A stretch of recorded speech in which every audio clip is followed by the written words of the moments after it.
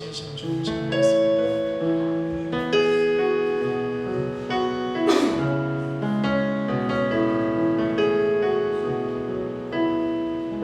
나를 지으신 주님, 나를 지으신 주님, 내 안에 계셔.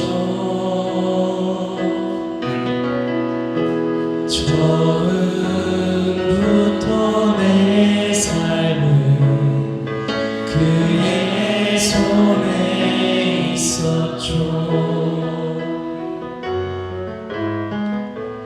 내 이름 아시죠. 내 모든 생각도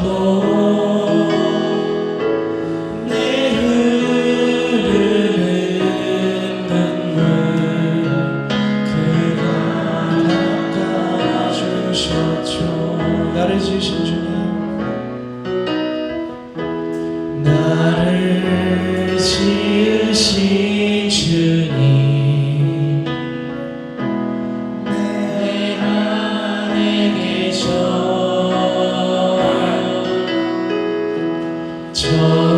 처음부터 내 삶은 그의 손에 있었죠.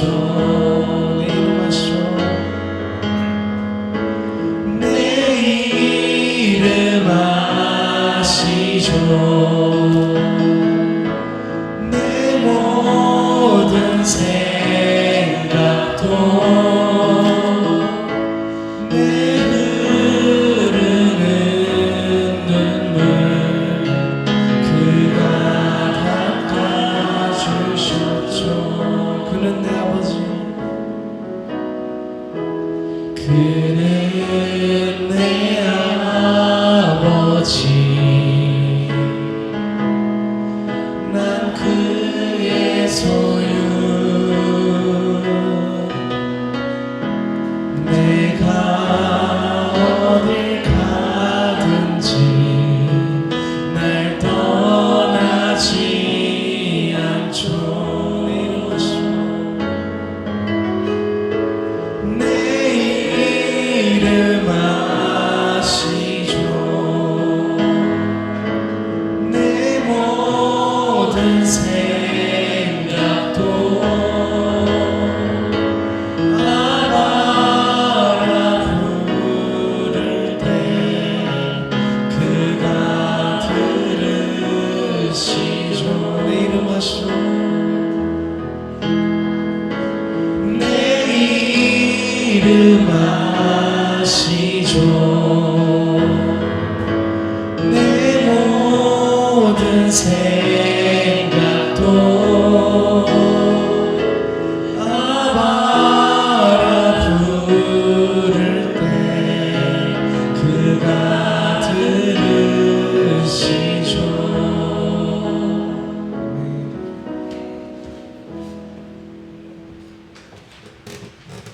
다음 찬양은 내가 여러분 같이 부르시겠습니다.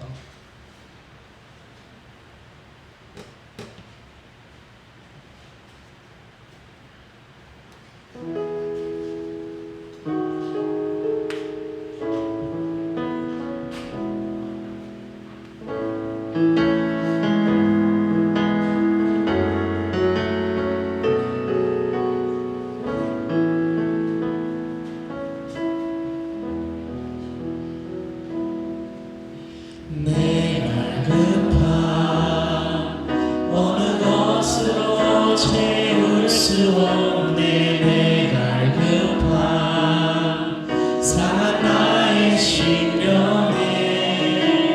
내 갈급함 어느덧 소리 들으소서. 내 갈급함 주의 음성 들리네. 내게로 나오라. 영원히 영원히 목마름 전혀 없으리. 내 갈급함 어느 것으로 채울 수 없네. 내 갈급함 상한 나의 심령에. 내 갈급함 어느덧 소리 들으소서. 내 갈급함 주의 음성 들리네. 내게로 나오라. 영원히 영원히 목마름 전혀 없으리. 내 갈급함 상한 나의 심령에. 내 갈급함 어느덧 소리 들으소서. 내 갈급함 주의 음성 들리네. 내게로 나오라. 영원히 영원히 목마름 전혀 없으리. 내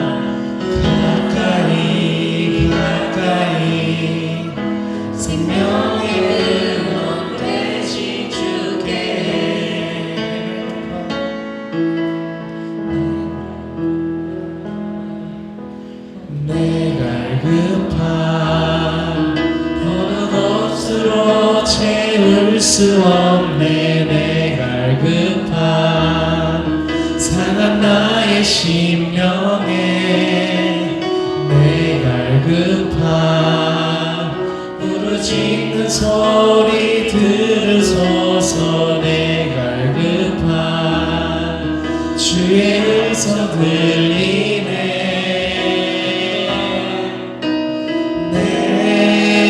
내게로 나오라. 영원히 영원히 목마름 전혀 없으니 내게로 나오라.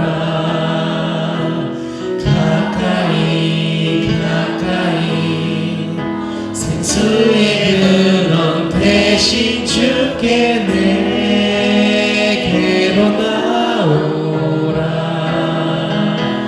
영원히 영원히 목마름 전혀 없으니 내게로 나오라. 가까이 가까이 생수의 근원 대신 주께.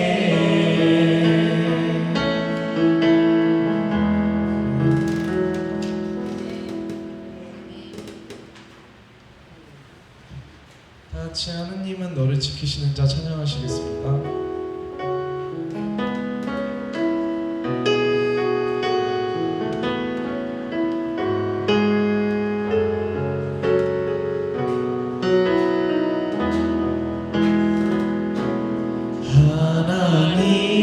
하나님은 너를 지키시는 자 너의 우편에 그늘 되시니 낮의 해와 밤의 달도 너를 해치 못하니. 하나님은 너를 지키시는 자 하나님은 너를 지키시는 자 너의 환난을 명쾌하시니 그가 너를 지키시리라. 너의 출입을 지키시리라. 눈을 들어 산을 보아라. 너의 도움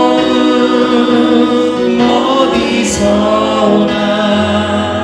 천지 지으신 너를 만드신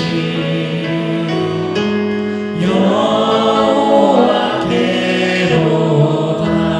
하나님은 너를 지키시는 자 하나님은 너를 지키시는 자 너의 우편에 그늘 되시니 낮의 해와 밤의 달도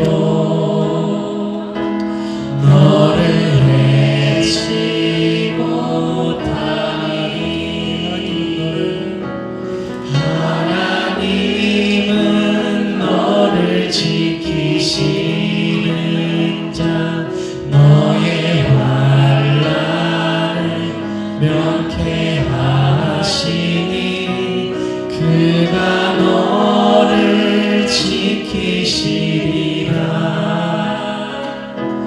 너의 출입을 지키시리라.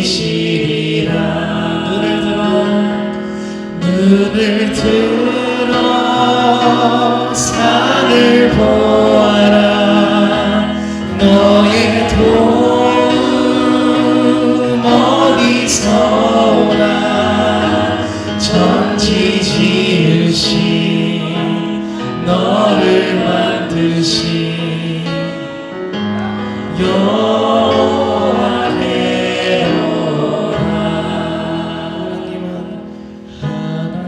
하나님은 너를 지키시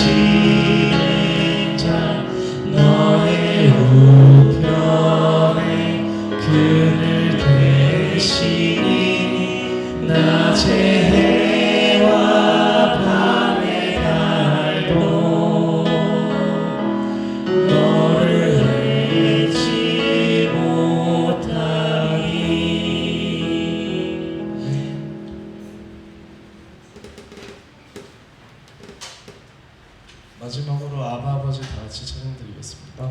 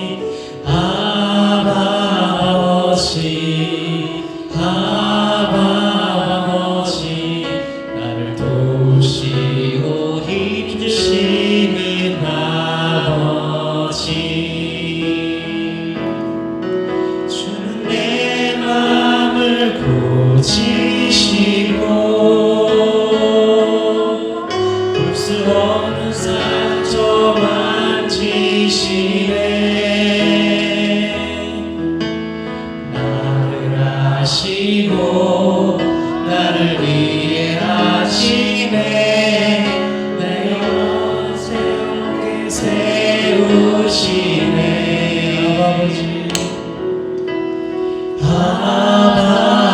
아버지, 아버지, 나를 아시고 바라보시는 아버지,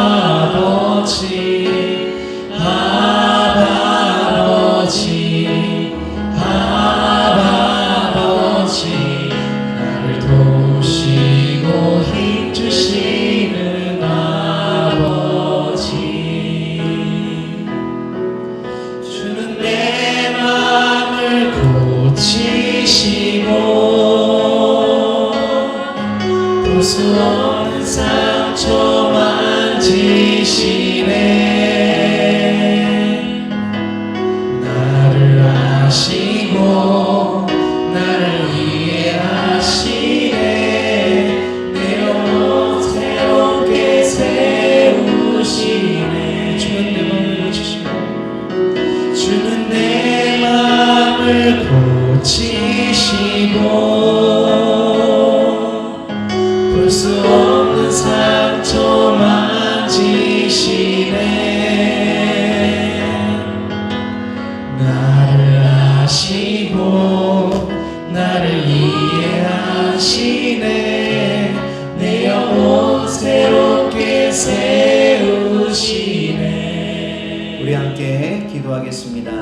함께 오늘 나눌 말씀 보겠습니다. 오늘 우리가 함께 나눌 말씀은 요한복음 4장 7절에서 15절까지 말씀입니다. 우리 한 절 한 절 우리 서로 교독하도록 하겠습니다. 교독합니다.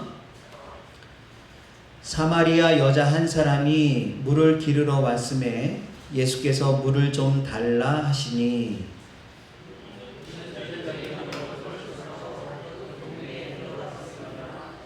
사마리아 여자가 이르되 당신은 유대인으로서 어찌하여 사마리아 여자인 나에게 물을 달라 하나이까 하니 이는 유대인이 사마리아인과 상종하지 아니함이러라.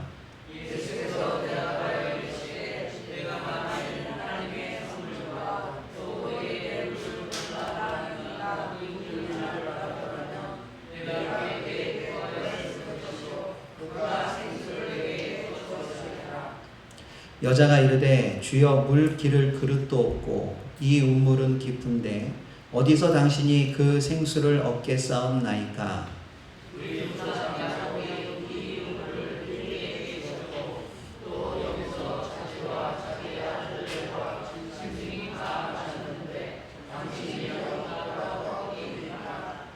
예수께서 대답하여 이르시되 이 물을 마시는 자마다 다시 목마르려니와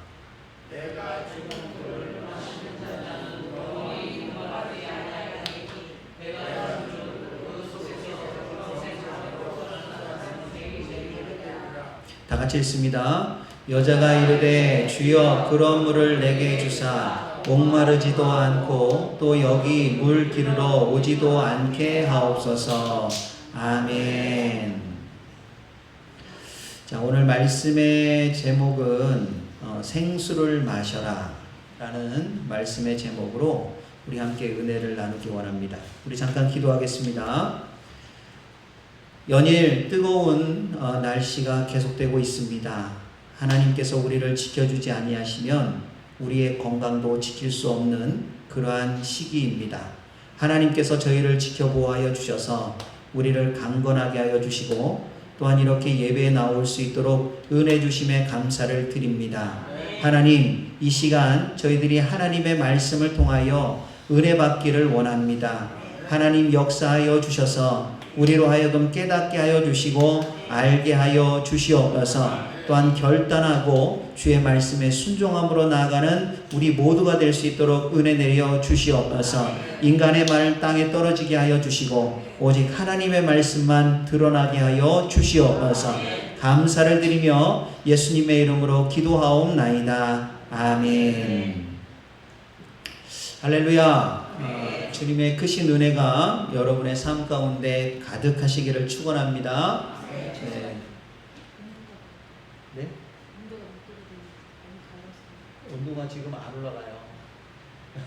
지금 22, 안 내려가요. 지금 22도인데 안 내려가요. 22도로 지금 해놨는데 워낙 밖에 날씨가 더워서 그러다 보니까 온도가 내려가질 않습니다. 여러분 선풍기 최대한으로 틀어놓고 계시길 바랍니다. 네. 지금 너무 덥지요. 그래서 여러분 건강관리 참 잘 하셔야 될 것 같습니다. 오늘 우리가 함께 읽은 말씀은 사마리아 여인에 대한 이야기입니다. 러시아 문호 도스토예프스키가 도박에 관한 글을 쓴 적이 있습니다. 도박 아시죠? 그는 많은 사람들이 도박하는 이유가 돈 때문이구나 라고 생각을 했었대요. 처음에 돈 때문에 도박을 하는구나. 그래서 그 글을 쓰려고 좀 조사를 해봤더니 돈이 목적이 아니더라는 거예요. 돈 때문에 도박을 하는 사람이면 돈을 주면 도박을 하지 말아야 되는데 돈이 생기면 여전히 도박장으로 달려가더라는 거예요. 우리도 가끔 뉴스에서 도박에 관한 이야기를 듣습니다. 또 요즘에는 아예 무슨 포커 게임을 할 수 있는 그런 청소년도 들어가서 할 수 있는 그런 데가 생겨서 학생들이 거기 가서 또 포커 게임을 하고 이런다고 그러더라고요. 그러니까 그런 데가 지금 막 군데군데 서울에도 많이 생기고 이제 안산에도 생기고 이렇다고 합니다. 그러니까 우리가 그런 도박의 문화가 막 이렇게 펴지고 있는 이런 그 시대 속에 있는 거예요. 가끔 뉴스에서 보면 정말 이해가 안 되는 일들이 있는데 부유층의 사람들이 도박을 하더라는 거죠. 의사, 교수, 회사의 중역들 여기까지는 그래도 돈이 있으니까 도박하겠지라고 생각을 하는데 이러한 사람들의 부인들도 도박을 하다가 붙들렸다라는 소식들이 있습니다. 부족할 것이라고는 하나도 없어 보이는 이러한 주부들이 도박장을 찾아요. 그죠? 실제로 여러분 지금 낮에 한번 다녀보시면 카페나 맛있는 음식점에 다 누가 있는 줄 아십니까? 남자들이 있는 줄 아세요? 아니에요. 여자들이 있어요. 다 여자분들이에요. 우리나라 경제를 이끌어가는 분들이 누구예요? 여자분들이에요. 근데 그런 여자분들이 그렇게 다 이렇게 돈을 쓰고 하시는 분들인데 또 그 가운데 이렇게 주부들이 도박을 하더라는 거죠. 돈이 궁해서 하는 것은 분명 아닙니다. 그죠? 그런데 그럼에도 불구하고 사람들 눈을 피해가면서 음지에서 아주 마음 졸이면서 도박을 하더라는 거죠. 그래서 도스토예프스키가 내린 결론이 뭐냐면 도박은 돈 때문이 아니라 육체의 깊은 목마름 때문이다 라고 말했습니다. 채우고 채워도 채워지지 않는 목마름을 해결하기 위한 나름대로의 탈출구를 찾는 것이다 라는 거죠. 예수님은 우리의 목마름을 해결해 주시는 분입니다. 오늘 본문에는 사마리아의 한 여인이 나옵니다. 이 여인은 우리가 너무나 잘 알고 있는 여인입니다. 이 여인도 목마른 여인이었습니다. 그 목마름을 채워보려고 남자에게 매달려 보았지만 남자들은 그저 이 여인을 이용만 했습니다. 그래서 이 남자가 나의 목마름을 채워줄까? 아니, 저 남자가 내 목마름을 채워줄까?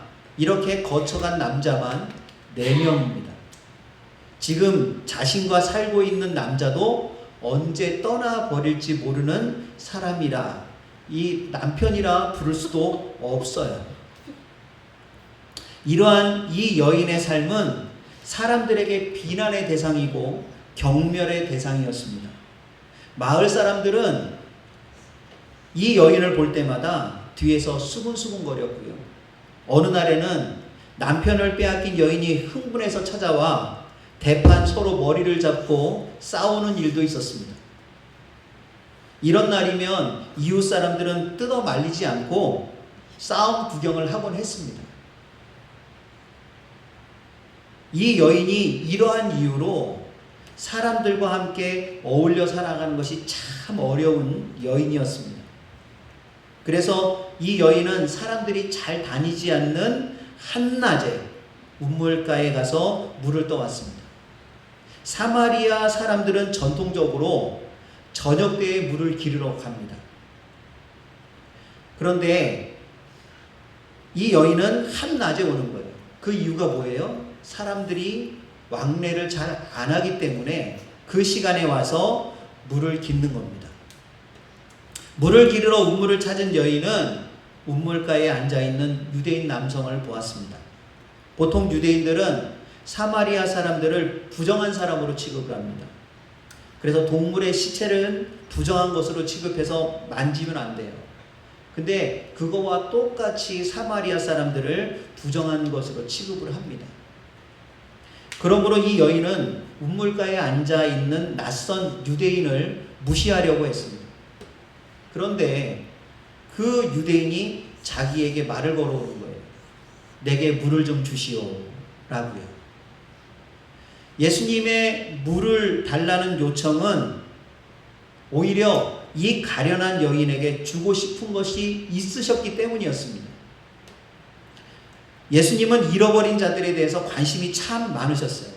특히 낮은 자들, 가난한 자들, 죄인이라고 취급받던 사람들에게 관심이 있으셨습니다. 주님이 이런 사람들에게 관심이 있는 이유가 뭘까요? 왜 주님께서 죄인들을 찾아오신 걸까요? 우리는 성경 말씀을 보면 그 이유를 알 수 있습니다. 병든 자에게 의원이 필요하듯이 죄인들에게 구원이 필요하기 때문입니다. 몸이 아프신 분들에게 소원이 뭐냐고 물어보면요, 대부분이 뭐라고 하냐면 병이 낫는 겁니다 라고 대답을 해요. 물질이 없어서 가난한 분들에게 소원이 뭐냐고 물어보면 부자가 되는 것이라고 말합니다. 대부분의 사람들은 지금 자신에게 부족한 것을 채우려고 하는 것, 그런 속성이 있어서 그것이 소원이라고 말을 합니다. 왜 그렇죠? 부족한 것으로 인해서 뭘 느끼니까요? 불편함을 느끼는 거예요. 부족한 것 때문에 불편함을 느끼는 거예요. 인도의 간디가 영국에서 대학을 다닐 때 이러합니다. 영국 식민지였던 그 인도 청년 간디가요, 대학을 다니는데 거기에 피터스라는 교수가 있었어요. 이 피터스라는 교수가 간디를 보고 질문을 하나 던졌습니다. 당신이 길을 가는데 돈이 든 주머니와 지혜가 든 주머니를 본다면 어느 주머니를 들겠습니까? 라고 물었어요. 그러니까 간디가 듣자마자 바로 대답을 합니다. 당연히 돈이 든 주머니죠. 이렇게 얘기해요. 그러니까 피터스 교수가 피식 웃으면서 내가 그럴 줄 알았다 라는 식으로 대답을 해요. 뭐라고 얘기하냐면, 나 같으면 지혜가 든 주머니를 주울 것이네. 인생에서는 지혜가 돈보다 훨씬 더 중요하니까. 이렇게 얘기를 해요.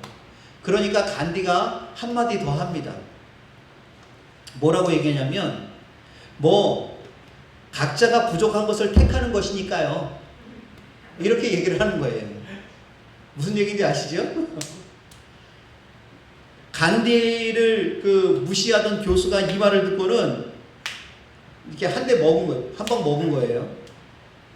나는 돈이 부족하니까 돈을 주는 것이고, 당신은 지혜가 부족하니까 지혜를 주는 것이겠죠. 이런 의미니까요.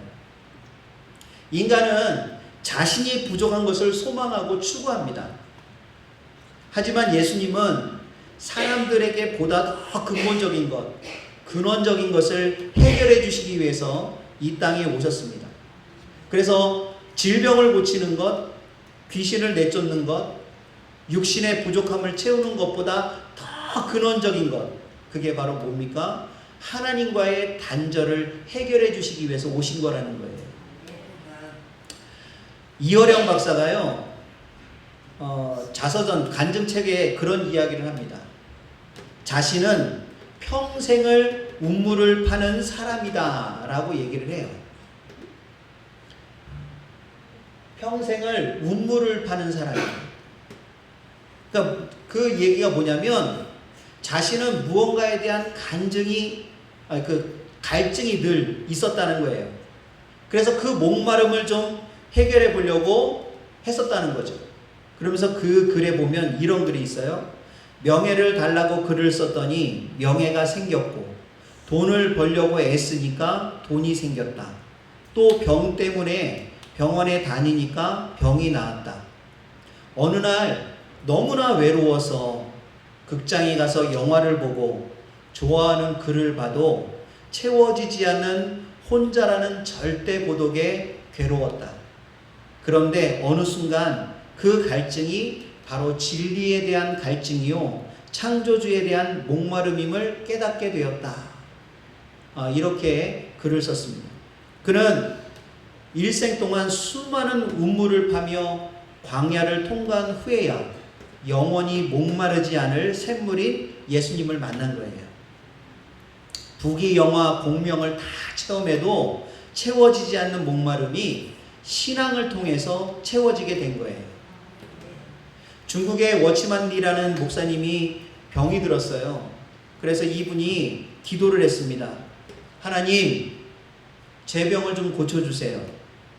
그렇게 기도를 열심히 하는데 주님이 응답을 주셨어요. 뭐라고 응답을 주셨냐면, 내 은혜가 내게 족하다. 주님의 음성이 들려온 거예요. 그 목사님은, 아니 하나님은 왜 내 병을 고쳐주지 않고 내 은혜가 내게 족하다라고 하셨을까? 하루 종일 기도하면서 생각하다가 잠이 들었어요. 근데 꿈을 꿉니다. 꿈속에서 이 목사님이 배를 타고 양장강을 건너가고 있는데 큰 바위가 눈앞에 나타났어요. 이 눈앞에 나타나서 더 이상 배가 앞으로 나아갈 수가 없는 겁니다. 그래서 이 목사님이 하나님께 기도하기를, 하나님, 이 바위를 좀 제거해 주세요 라고 기도를 한 거예요. 그런데 그 기도가 끝나자마자 강물이 갑자기 차고 넘치더니 배가 그 바위 위를 넘어가더라는 거예요. 이 목사님이 깨어서 깨달은 바가 있는 거예요. 그게 뭐냐면, 병을 고쳐달라고 기도하지 않고 하나님, 제게 넘치는 은혜, 넘치는 성령을 주십시오 라고 기도하기 시작했다고 합니다. 예수님은 사람에 대해 많은 관심을 갖고 계십니다. 버림받고 소외된 자들에게 관심을 갖고 계십니다. 그들도 하나님의 자녀이기 때문에 그렇습니다. 그리스도를 따르는 우리 역시 버림받고 소외된 자들에게 관심을 가져야 돼요. 그런데 요즘 일어나는 사건 사고를 보면 사람들에게 사랑의 관심이 아니라 오히려 경계를 해야 될 것 같은 그러한 일들이 참 많이 일어납니다. 신림동에서 일어난 묻지마 흉기 난동에 이어서 분당 서현역에서도 일어났죠. 흉기 난동으로 14명이 다치고, 오늘 아침 뉴스를 보니까 그 중에 한 분이 돌아가셨다고 그래요. 그래서 살인죄를 적용한다고 합니다. 용인에서는요, 교회 목사를 해치려고 흉기를 들고 찾아간 사람이 경찰에 붙잡혔어요. 대전에서는 학교에 침입해서 교사를 흉기로 상해를 한 20대 남성이 붙들렸습니다. 인터넷에서는 전국에서 살인 예고글이 42건이나 올라왔어요. 그 중에 18명을 붙잡았습니다. 근데 그 중에요, 중학생을 비롯한 미성년자가 여럿이라고 해요. 이런 뉴스를 보게 되면 사람을 믿을 수 없게 되고 경계하게 됩니다. 사람이 무섭다는 생각이 들지요. 그죠? 언제 저 사람이 돌변해서 나에게 해를 끼치게 될까 두렵습니다. 마태복음 24장 12절을 보면요, 그리고 불법이 성하여 많은 사람의 사랑이 식을 것이다 라고 말씀해요. 이 말씀이 이 세대를 지금 보여주고 있습니다. 사람을 믿지 못하고 사람을 신뢰하지 못하고 사람을 경계하게 되는 그러한 시대를 우리가 살고 있어요. 하지만 그럼에도 우리는 그리스도인들입니다. 주님의 말씀을 따라야 되는 거예요. 이웃을 내 몸처럼 사랑하라는 말씀에 순종해야 하는 겁니다. 그러기 위해서 먼저 주님 안에 있는 이 공동체 안에서 사랑 훈련하시기를 주님의 이름으로 부탁을 드립니다. 10절 말씀을 보겠습니다. 10절 말씀을 보면 예수께서 대답하여 이르시되 내가 만일 하나님의 선물과 또 내게 물 좀 달라 하는 이가 누구인 줄 알았더라면 내가 그에게 구하였을 것이요 그가 생수를 내게 주었으리라 말씀합니다. 예수님은 이 여인에게 하나님의 선물과 생수에 대한 말씀을 하세요. 자, 하나님의 선물은 뭘까요? 하나님의 선물은 바로 그리스도 자신입니다. 예수님 자신이에요. 그러면 생수는 뭘까요? 생수는 그리스도를 통하여 흘러나오는 생명을 말합니다. 곧 영생을 말하는 거예요. 이 영생을 얻은 사람은 영원히 목마르지 않는다라고 말씀하십니다. 14절 말씀을 볼까요? 14절 말씀을 보면 내가 주는 물을 마시는 자는 영원히 목마르지 아니하리니 내가 주는 물은 그 속에서 영생하도록 솟아나는 샘물이 되리라 라고 말씀하세요. 그러니까 주님이 주시는 그러한 물, 그 물은 어떤 물이냐면 영원히 목마르지 않는 생수입니다. 그러면 여러분, 우리가 예수님을 믿고 있지 않습니까? 우리 안에 예수님의 그 생수가 흘러나오고 있지 않습니까? 믿으십니까? 그런데 왜 우리는 목마르지요? 우리도 목말라요. 하지만 예수님을 믿기 전에 그 목마름은 아니에요. 우리의 목마름은 하나님에 대한 목마름입니다. 시편 42편 1절을 보면 하나님이여 사슴이 시냇물 찾기에 갈급함같이 내 영혼이 주를 찾기에 갈급하나이다 라고 말씀합니다. 그러니까 하나님은 우리의 갈급함을 채우실 수 있는 분이에요. 우리 안에 영원토록 솟아나는 생수가 있지만 우리가 갈급한 이유가 있습니다. 그 이유가 무엇이겠습니까? 생수를 먹어야 되는 거예요. 생수가 솟아나와도 그 생수를 먹지 않으면 목마름은 계속됩니다. 목마르지 않기 위해서는 생수를 마셔야 돼요. 여러분, 우리가 생수를 날마다 먹어야 되는데 어떻게 하면 먹을 수 있을까요? 내 안에 생수가 있습니다. 성령께서 내 안에 계시고 하나님께서 내 안에 계시고 예수 그리스도께서 내 안에서 영원히 솟아나는 생수로 계십니다. 근데 우리가 목마른 이유는 그 생수를 먹지 않아서 그래요. 그럼 먹어야 돼요. 어떻게 먹어야 될까요? 바로 말씀을 들어야 하는 거예요. 주님의 말씀에 귀를 기울여야 되는 거예요. 그래야 생수를 먹을 수가 있습니다. 어느 수도사가 한 여인을 상담을 했어요. 이 여인은 남편과 더 이상 못 살겠다 이렇게 얘기를 합니다. 왜 그러냐 그랬더니 남편이 자꾸 자기에게 지적질을 해댄다는 거예요. 지적질을 해대는데 참을 수가 없다는 거예요. 그래 이 수도사가 그 이야기를 가만히 듣다가 여인에게 이렇게 이야기합니다. 우리 수도원에 성수가 있습니다. 그 물을 떠갖고 가서 남편이 자기에게 시비를 걸 때마다 그 성수를 한 모금 입에 물고 삼키지 말고 가만히 있으면 상당한 효력이 날 겁니다. 이렇게 얘기를 한 거예요. 그래가지고 한 달 후에 보자. 이렇게 얘기를 했죠. 이 여인이 그날 이후로 남편이 지적질하고 소리 지르면 입에 성수를 딱 물고 꽉 물고 있었습니다. 그렇게 한 달이 지나니까 가정에 평화가 깃들었어요. 남편이 누그러지더라는 거예요. 성격이 누그러졌습니다. 오히려 부인을 생각하는 남편으로 점점 변해갔습니다. 한 달 후에 여인이 수도사를 만났어요. 그러니까 수도사가 뭐라고 얘기하냐면 말하면 다 깨집니다. 들어야 합니다. 이렇게 이야기했다는 거예요. 목사도요, 날마다 이 생수를 마시지 않으면 감정이 휘둘리게 됩니다. 어느 목사님이 이런 이야기를 하더라고요. 주일날 교회 자리가 군데군데 빈 것을 보면 목회자 마음이 안 좋다는 거예요. 예배 시간인데 이게 군데군데 비어있는 거 보면 예배에 집중이 안 되는 거예요. 목사도.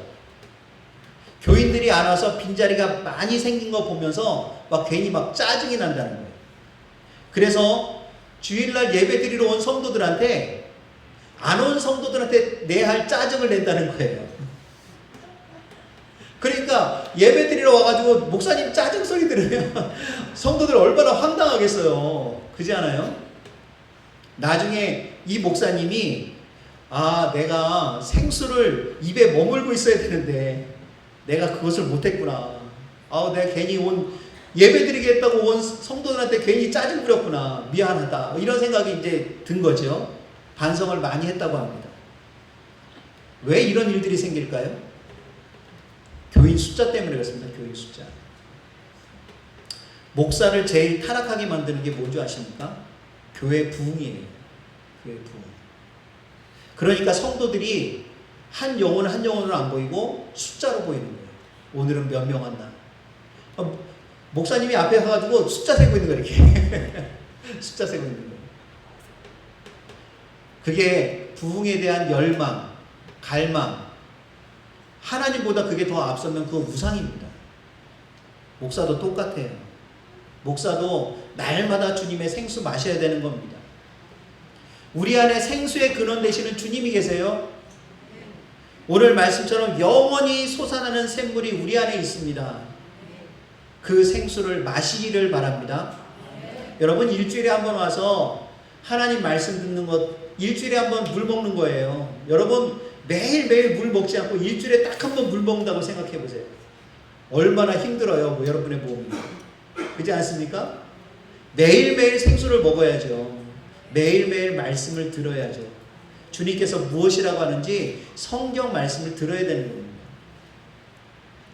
주님의 말씀을 듣고 묵상하고 그 말씀으로 기도하면 여러분 안에서 영원히 목마르지 않는 생수가 여러분이 날마다 먹고 마시고 누리게 되는 거예요. 생수를. 여러분 그러한 믿음의 삶 되시기를, 날마다 풍족한 삶이 되시기를 주님의 이름으로 축원합니다. 기도하겠습니다.